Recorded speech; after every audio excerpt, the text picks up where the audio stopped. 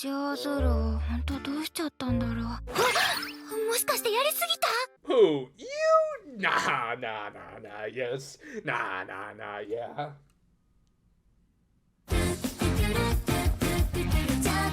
We opened this week with a reject from Chainsaw Man fighting a rejected Cure Summer design. Actually, this is an old in-universe magical girl show that Utena enjoyed called Mimiru, which seemed to be a blend of, at this point, old school Precure and Cardcaptor Sakura, with it both being a solo magical girl and, well...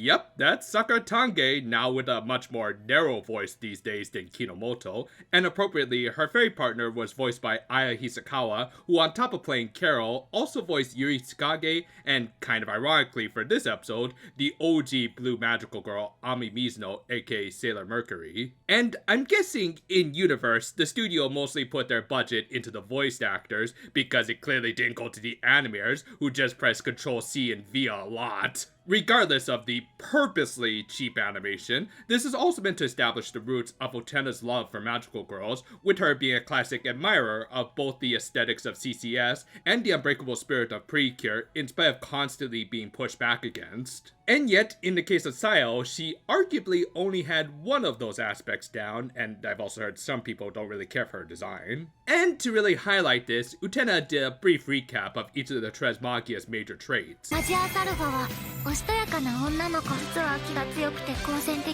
So, typical yellow, really. But yeah, while Sayo was supposed to be the cool and collected Mercury of this group, that wasn't exactly the case after Utena became their enemy. And after a not-so-well animated fight, like seriously, what the hell's going on with Kiwi here, Sayo got a performance evaluation from her teammates. Of course, Haruka was the coddling mother, while Karuko was the stern dad. Regardless of what they were saying, Sayo realized that she was making her friends worry, so she decided to start straightening up. Meanwhile, the villainesses were having a much more casual meeting where Kiwi pretty much yelled out that they were evildoers in a public space. She also explained that she was going on a family trip to Okinawa, which of course was going to be a convenient way of writing her out most of the plot of this episode. And speaking of trips, God, I would love to go to one of these Bellabot restaurants. They just look so cute and cool. Meanwhile, Sayo further reflected on her regressions with that, resulting in, appropriately, another flashback since we got Karuko's last week. In this case, she got her magical girl start by fending off an evil Mokujin from a very round-headed girl. Yeah, of all the Precure staff they brought over to the show, did someone have the bright idea to bring over Mitsuo Aoyama? Not kid, of course, as this show doesn't have main animation directors like him, but rather just a whole lot of outsourcing. It doesn't result in the worst animation, but it is also clear that they're saving up for the real money shots, which, yes, we will talk about. Anyway, Sayo was convinced to become Haruka's partner after she revealed her secret identity to her, and made her realize that the heroine that she admired was not only her best friend, but also an ordinary girl just like her, so they could achieve anything as long as they kept their head in the game. Meanwhile, we learned that Utena wanted to invite Kiwi to a magical girl exhibition before she learned about her Okinawa trip, but yeah, even if it were a date with her, I doubt things would sit well with Kiwi. We also learned that Utena was the type to keep her figures in the box, which to each their own, but still. I mean, come on. Look. Display them, damn it!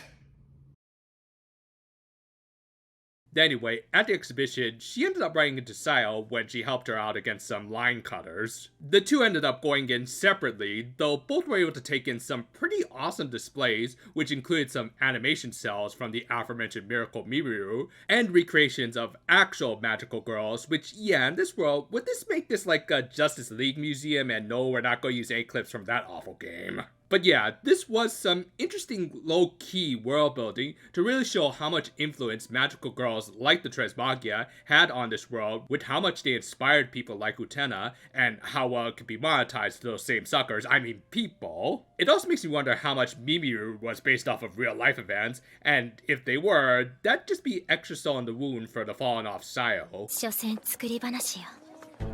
現実はそんなに甘くない。 With that, she transformed to confront her enemies, though fortunately Kiwi was still away on vacation, and it was way past Koisu's bedtime, so it became a one-on-one with Utena. And again, while the animation quality was mostly more of that cheap outsourced crap, it was actually pretty well storyboarded, with Utena pulling out some of her best hits, including of course the scissors, and to her credit, Sayo pulling off some good tricks, including an effective ice trap. However, like Pet Shop from Stardust Crusaders, it is best to make sure your opponents are completely frozen, otherwise the crazy bitch is gonna come back and bite you, or in this case...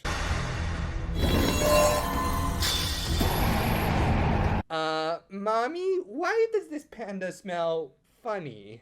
And of course, this was the scene they decided to break out their best animation, which, hey, you can't blame them for having priorities. Though, along with the NSFW stuff, this was also the most important point of the episode for the actual plot, as symbolized with Sayo's jewel cracking along with her sanity.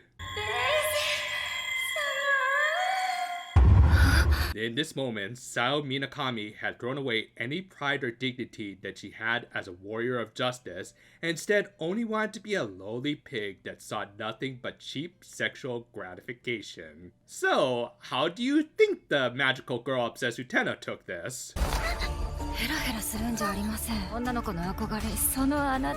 So, little confession time. I actually stopped reading the original manga after I read this chapter, not because I disliked it, quite the opposite in fact. I actually wanted to see this stuff get animated without being spoiled. It was why I made the mistake in thinking the last episode was entirely anime original, though in my defense, they went way ahead where we currently are in the manga chaptering. Regardless, after I read the 10th chapter of the original manga and heard that this was getting an anime adaptation, I mostly stopped reading, only maybe taking a few peeks at some future developments because I have little self-control. But yeah, this was the moment we were hyping up in previous reviews, and it did not disappoint. Part of it was because they obviously took directly from the manga, but there were other parts of this episode that we'll talk about more in the closing thoughts. For now, this scene was a defining moment for both Sayo and Utena, showing that while both girls, you could say, had fallen to the dark side, Utena, over the course of the series, had gotten a better understanding of her admiration towards magical girls, while one of those formerly admired girls had lost herself to her carnal desires. And this was also after both of her teammates, in their own ways, had strengthened their resolve when Utena became their enemy. Thus, the blue magical girl had no excuse for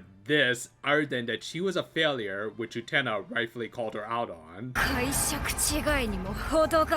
People might write the show off as just some Arrow anime parody of the magical girl genre, which they're not wrong about. However, ironically, by exploring base desires like lust, it is able to reach some of the core values of the magical girl genre, in that there is an obsession with these young girl warriors, but also an admiration for their heroic resolves that no one wants to see get broken, especially by the heroines themselves. With that, the episode ended with Venelita reporting into the Enomita higher-ups, who managed to get in a few more hits than our main trio of villainesses. This was easily my favorite episode of the series so far, and quite frankly, I'm not sure if it's gonna get topped. I mean, sure, there's probably going to be some episodes with better comedy and certainly action with how many times the characters went off model here, but as a story, this was the true high moment for the series that even had some really good build up to it. It's a strong moment that once you get past some of the cheesecake, it does get to some of the core tenets of true heroism, which frankly, some properties have kind of forgotten about these days. So, while I might be wrong again, knowing my luck, I'm pretty sure this time that the Magical Girl exhibition, and especially Mimiru, were anime original material. I mean, the latter in particular was one of the most straightforward parodies of magical girls between the choice of VAs and using some of the most stereotypical tropes of the genre. That said, those tropes are in a way timeless, as Utena held onto them, especially in this world where they actually existed. Thus, by us seeing the modern legends that girls like the Trismagia were creating in this world, really highlighted the prestige they held and how far Sayo had drifted away from that. It was a really good addition to the original manga chapter, which just kind of jumped into the main fight after the introductions. It was also well built up to with other episodes where Haruka and Karuko rose up to Utena's challenges while Sayo folded like cheap paper. She might have dismissed Mimiru as mere fiction, but really she is more likely making excuses for her own wavering resolve. This then became a character-defining moment for her, and especially Utena, who reaffirmed how she truly did love magical girls. Clearly, they were also saving up this manga chapter, as it is also going to act as a good turning point for the series, with more of the true villainesses of the show joining the fray. And in spite of some wonky animation, it was made up for by diverting it to the most important scenes, and again, even using it for comedy with Mimiru's in-world cheap animation. And overall, this is just an amazing episode, and likely a major turning point for this anime. They say being a magical girl is suffering, but for Sayo, I think she had a little too much for her own good. Thank you for watching, and be sure to check out some of our more traditional magical girl stuff. I mean, we'll still do short reviews for Wonderful Precure, and of course long format reviews for shows that might need some hero speeches from Utena, like Hirogaru Sky. Look forward to all of that. Until next time though, farewell for now my friends, and yes Nero, we all know that you're the greatest magical girl ever. Now could you please put your Coliseum away?